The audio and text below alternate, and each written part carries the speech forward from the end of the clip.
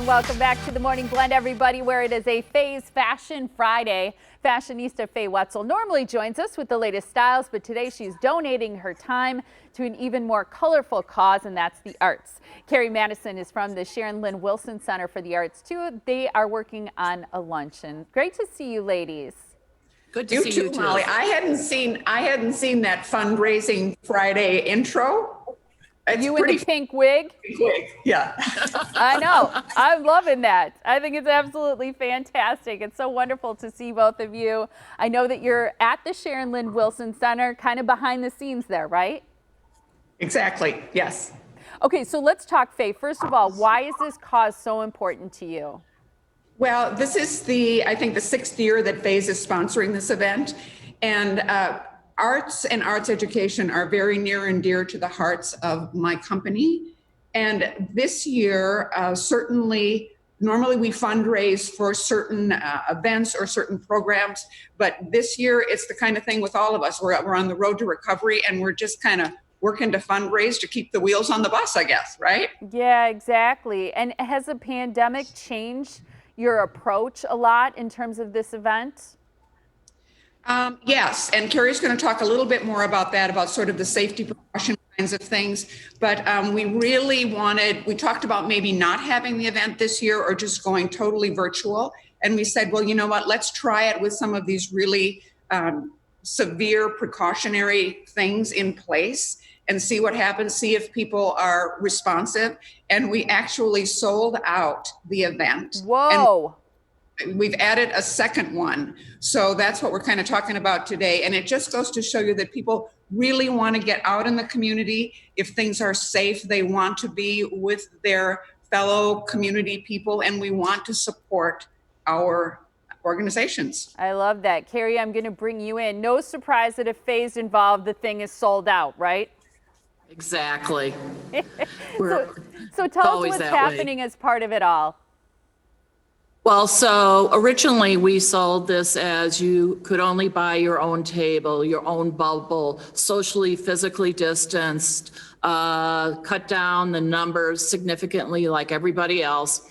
And we had a great demand. So we reached out to our presenter and asked her if she'd be willing to do a second show. And we're going to offer a little commuter morning flight for people to buy individual tickets, because in the past we weren't able to sell individual tickets. We sold by the table.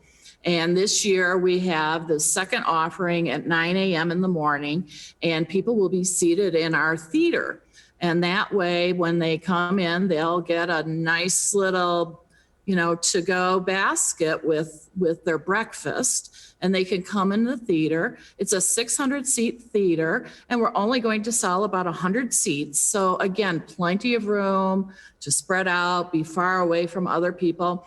And actually our other theater too, we're going to offer about 25% capacity. So if people can feel comfortable, they can come by themselves or bring a friend and just sit separate from everybody else. No, I love that. A little picnic breakfast is what it sounds like. So what about the funds that are raised at the literary luncheon? Are those earmarked for something in particular? Well, the Wilson Center has been a rarity in our community. While theaters have been dark, the Wilson Center has still been open and active. This year they produced quite a few outdoor drive-in concerts that all sold out. They did an outdoor summer camp 1 day a week for kids.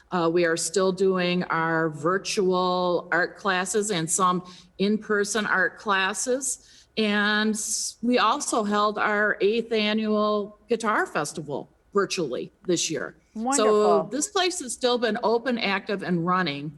And this fundraiser helps support the arts education opportunities here at the Wilson Center. I love that. We know that live events are infrequent now, but I love that you're taking the safety measures, all of them that you can, to make people feel safe and still meet the needs of people who want to have some entertainment. They want to give back to the community. So real quick, how can people get tickets, Carrie, for both the breakfast that you mentioned, and we know that the luncheon is sold out? That's and correct. I think we got to mention, Carrie, I'm just going to jump in here for a second. I think we should mention what people are going to see when they come to the literary luncheon. So we have a dramatist who is doing Amelia Earhart, And then there's also going to be a little fashion presentation from yours truly. So it's going to be a really full day. Wonderful. How can people get tickets? So they can go to, they can email marketing@wilsoncenter.com, Wilson-center.com, there it is. Or they could call the box office here and purchase a ticket for this show. It's a $75 ticket, includes this wonderful breakfast, the Faye Fashion Forward, and this great program by Leslie Goddard. That's wonderful, ladies. Thank you both so much for joining us. I appreciate your time. Thanks for what you're doing for the community, Faye, and you too, Carrie. Thanks, Molly.